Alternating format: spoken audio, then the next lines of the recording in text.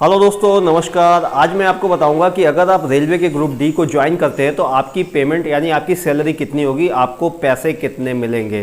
देखिए, अभी करोड़ों छात्रों ने फॉर्म भरा है जिसका एग्ज़ाम अभी 17 अगस्त से होने वाला है और मुझे उम्मीद है कि जो भी इसमें पास आउट होगा, जो भी पास होगा और जो रेल परिवार में आएगा वो अगले साल यानी 2023 में जुलाई तक सबकी जो भर्ती प्रक्रिया है कंप्लीट हो जाएगी और मुझे उम्मीद है कि सबको ज्वाइनिंग मिल जाएगी।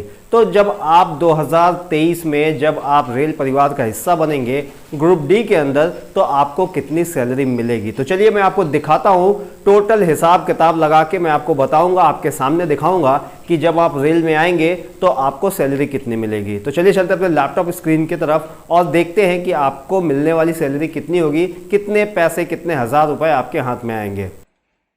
तो दोस्तों, ये आ गए हम अपने कंप्यूटर स्क्रीन पे और अभी जो आपके सामने दिख रहा है ये एक सैलरी स्लिप है। इसी तरह से सैलरी स्लिप आती है जिसमें बताया जाता है कि आपको कितने पैसे मिले, किस किस चीज़ के पैसे मिले हैं और इसके अंदर बाकी सारी चीज़ें भी, सारे डिटेल होते हैं। जैसे आपका डेट ऑफ बर्थ होता है, पे बैंड होता है, ग्रेड पे होता है, आपका इंक्रीमेंट डेट होता है, मोबाइल नंबर होता है, आपका नाम, डिजिग्नेशन, बिल यूनिट, आधार, सारी चीज़ें इसमें सारी डिटेल होती हैं। तो कुछ इस तरह का सैलरी स्लिप होता है। अब यहाँ पे हम आगे बात करते हैं कि जो यहाँ पे ये दिख रहा है इसमें क्या क्या चीज़ें होती हैं। देखिए, सबसे पहले बेसिक पे होता है। ग्रुप डी का कोई भी पोस्ट हो उसमें बेसिक पे 1800 रुपये होता है और ये हर साल इंक्रीमेंट होता है, ये बढ़ता रहता है। तो आप ग्रुप डी के किसी भी पोस्ट में ज्वाइन करेंगे तो आपका बेसिक पे 18,000 रुपये होगा, ये सबका बराबर होता है। उसके बाद आता है डीए, ये जो महंगाई भत्ता जिसको कहते हैं। तो ये महंगाई भत्ता जैसे कि अभी 34% का है, तो 34% के हिसाब से 18,000 का 6,120 रुपये होता है। तो ये डीए आपको 34% मिल रहा है अभी 18,000 का। आपके बेसिक पे का 34% है जो कि 6,120 रुपये है। तो ये डीए साल में 2 बार बढ़ता है, एक जनवरी में और एक जुलाई में, और ये फिक्स नहीं होता कि कितना बढ़ेगा, ये डिपेंड करता है कि महंगाई कितनी है। तो ये बढ़ता रहता है। इसके बाद आता है हाउस रेंट, जिसको कि एचआरए भी कहते हैं। जैसे अगर आपको क्वार्टर नहीं मिलता है तो आपको एचआरए मिलता है, क्वार्टर के बदले आपको पैसे मिलते हैं और ये 18,000 से लेके ये मैक्सिमम 3,400 के आसपास तक मिलता है। ये डिपेंड करता है सिटी के ऊपर कि आप ए क्लास सिटी में है, बी क्लास सिटी में है या फिर आप ट्राइबल एरिया में है, यानी कि छोटे स्टेशन पे है, तो आपको मिनिमम 1,800 रुपये मिलेगा। और मुंबई, दिल्ली, चेन्नई, कोलकाता जैसे शहरों में है तो 3,400 तक के आपको मिल सकता है हाउस रेंट। इसके बाद आता है टीए, जिसको कि ट्रांसपोर्ट अनाउंस कहते हैं। अगर आप 8 किलोमीटर तक मैक्सिमम दूरी, स्टेशन से अगर आप 8 किलोमीटर दूर रहते हैं तो वहाँ से स्टेशन तक आने का ये किराया समझ लीजिए एक तरह से, ये अनाउंस मिलता है आपको और ये मिनिमम 1,200 रुपये से शुरू होता है, 1,200 रुपये आपको ये मिलता है। तो ये 3-4 चीज़ें हैं। इसके बाद आता है रिस्क अनाउंस। देखिए, ये जो रिस्क अनाउंस है यही डिपेंड करता है सैलरी बढ़ाने, ज़्यादा करने और कम करने में। इंजीनियरिंग डिपार्टमेंट के अंदर अगर आप ट्रैक मेंटेनर है तो यहाँ पे असिस्टेंट ट्रैक मेंटेनर है तो आपको यहाँ पे ये रिस्क अनाउंस मिलता है जो कि 2,700 रुपये होता है और ये फिक्स होता है, 2,700 रुपये होता है। और ये सिर्फ उनको मिलता है जो ट्रैकमैन होते हैं, जिन्हें हम ट्रैकमैन कहते हैं, उन्हें ये रिस्क अलाउंस मिलता है 2,700 रुपये। इसके अलावा ग्रुप डी में अगर जो मेडिकल असिस्टेंट होते हैं, असिस्टेंट मेडिकल जो होते हैं, उनको भी यहाँ पे मिलता है, संक्रमण भत्ता करके मिलता है और वो 2,700 नहीं है, शायद कुछ और कम है, डिटेल मेरे को पता नहीं है, मैं आपको बाद में किसी और वीडियो में बता दूंगा। तो उनको भी कुछ ये भत्ता अलग से मिलता है। तो ये कुल मिला के अगर हम अगर देखते हैं एक ट्रैकमैन की, अगर आपकी पोस्टिंग एक ट्रैकमैन में होती है तो टोटल आपको 29,820 रुपये मिलेगा आज के दिन में। ये आज का है, आज के डेट के हिसाब से, इस महीने ये जुलाई के हिसाब से है। अब हम देखते हैं जब आप ज्वाइन करेंगे तो क्या होगा। जैसे कि 2023 में अगर आप मई जून में आप ज्वाइन करते हैं तब आपको कितना तनख्वाह मिलेगा।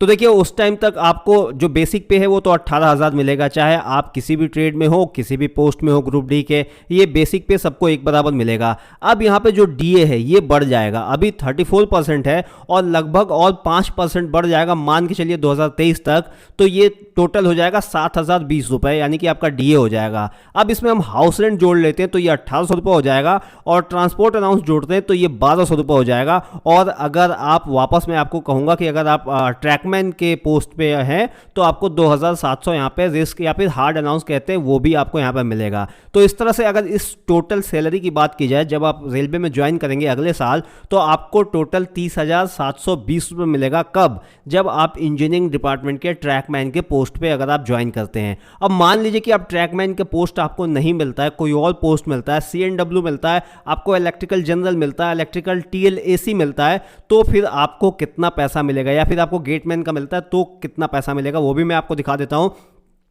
देखिए उसमें भी बेसिक 18,000 आपको मिलेगा, आपका DA भी आपको मिलेगा, HRA भी 1800 मिलेगा, सारी चीज़ें एक जैसे मिलेंगी, TA भी मिलेगा, लेकिन यहाँ पे आपको हार्ड अनाउंस नहीं मिलेगा, यानी कि जो रिस्क अनाउंस है वो आपको नहीं मिलेगा। और यहाँ पे आपकी टोटल सैलरी हो जाएगी 30,720 रुपये। इसके अलावा सैलरी एक चीज़ और है जिसके ऊपर सैलरी डिपेंड होती है कम और ज़्यादा होने में, वो है TA यानी कि ट्रैवल अनाउंस, यानी कि ये ट्रांसपोर्ट, ये जो TA है ये ट्रांसपोर्ट अनाउंस है और एक TA होता है ट्रैवल अनाउंस। जब आप अपने स्टेशन से दूर जाते हैं तो आपको एक दिन का 500 रुपये मिलता है। और कुछ ऐसे डिपार्टमेंट है जहां पे आपको जाना ही पड़ता है, जैसे आपका TRD है या फिर टेलीकम्युनिकेशन का डिपार्टमेंट है, वहां पे आपको कई बार आपको जाना पड़ता है अपने स्टेशन से बाहर दूसरे स्टेशन में। और जब आप अपने स्टेशन से बाहर दूसरे स्टेशन में जाते हैं तो आपको डेली के हिसाब से 500 रुपये मिलता है।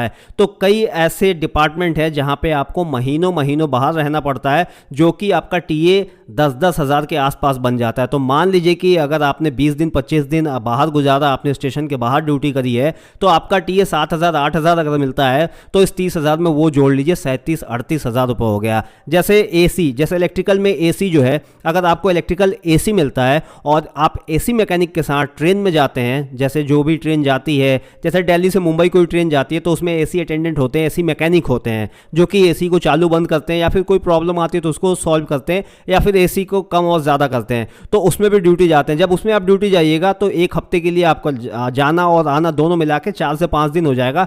तो यहाँ पे आपका TA बनेगा, रोज का 500 रुपये बनेगा। उसके अलावा नाइट ड्यूटी बनेगी, तो ये सब मिला जुला के आपके 10,000 रुपये और एक्स्ट्रा बन सकते हैं। इसके अलावा स्टेशन में या फिर अगर आप कोचिंग डिपो वगैरह में आपकी ज्वाइनिंग होती है और वहाँ अगर आपको नाइट शिफ्ट करना पड़ता है तो उसका नाइट शिफ्ट के लिए नाइट अनाउंस भी अलग से आपको मिलता है। तो वहाँ भी अगर आप महीने में 10 से 12 नाइट कर लेते हैं तो वहाँ भी आपको कुछ एक्स्ट्रा पैसे मिल जाएंगे, जो कि इस 30,000 के बाद आपको मिलेंगे। तो ये कुछ ऐसे भत्ते हैं जो डिपेंड करता है आपके पोस्ट के ऊपर कि आपको कौन सा पोस्ट मिला है, आप कहाँ ड्यूटी करते हैं, उसके हिसाब से इसमें बढ़ोतरी हो सकती है। और अगर जैसे एक सिंपल सा बात करूँ, अगर आपको एक जनरल ड्यूटी मिल गया, आप जैसे CNW के आप यहाँ पे असिस्टेंट में आप आ गए, आपको जनरल शिफ्ट मिल गया, तो आपको ऐसा कोई भी अलग से कुछ नहीं मिलने वाला है। आपको सिर्फ ये 30,000 मिलेंगे, ना आपको वहाँ पे TA मिलेगा ना वहाँ पे आपको नाइट मिलेगा। अगर आप जनरल शिफ्ट में काम करेंगे तो जनरल शिफ्ट सुबह 8 से शाम के 5 होती है, तो इसके अंदर आपको कोई नाइट वगैरह कुछ मिलना नहीं है। और TA आपको अगर दूसरे स्टेशन नहीं जाते तो आपको TA नहीं मिलता है।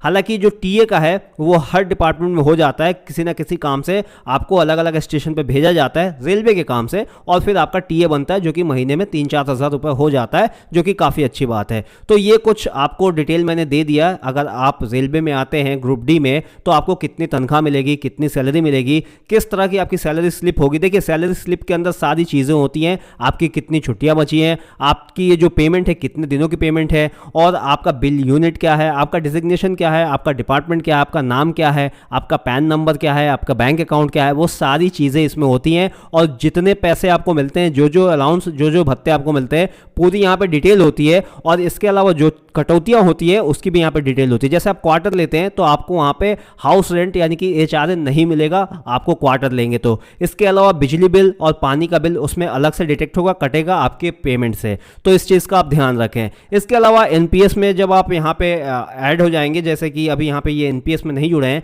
जब आप NPS यानी नेशनल पेंशन स्कीम में आप जब जुड़ जाएंगे तो वहाँ पे भी आपकी कुछ कटौती होगी जो 1200 के आसपास होगी, आपको समझ लीजिए। तो 1200 जितना आपका पैसा कटेगा सरकार भी उतना और देगी, यानी कि इस टोटल 30,000 में 1200 और जोड़ लीजिए, लेकिन कटौती होगी 2400 रुपये। 1200 जो गवर्नमेंट दी है वो भी काट लेगी और फिर 1200 आपके पास से भी काट लेगी, यानी कि इस 30,000 में 1200 तो जुड़ेंगे लेकिन घटेंगे यहाँ पे आपके 2400 रुपये। तो इस तरह से ये एक लमसम हिसाब किताब था। अब जो आपका NPS होगा उसमें 1200 ही कटेगा, ऐसा कुछ नहीं है। जब आपका NPS जुड़ेगा तो उसके बारे में आपको पता चलेगा कि आपकी कितनी कटौती होगी। मैंने बस एक अनुमान के तहत आपको बता दिया कि लगभग 1200 रुपये आपके कटेंगे महीने के हिसाब से। तो ये पूरी सैलरी डिटेल थी ग्रुप डी की रेलवे के लिए। अगर आप रेल परिवार में आते तो आपको भी कुछ इसी तरह से सैलरी मिलेगा। तो आज की ये जानकारी कैसी लगी कमेंट करके बताइएगा।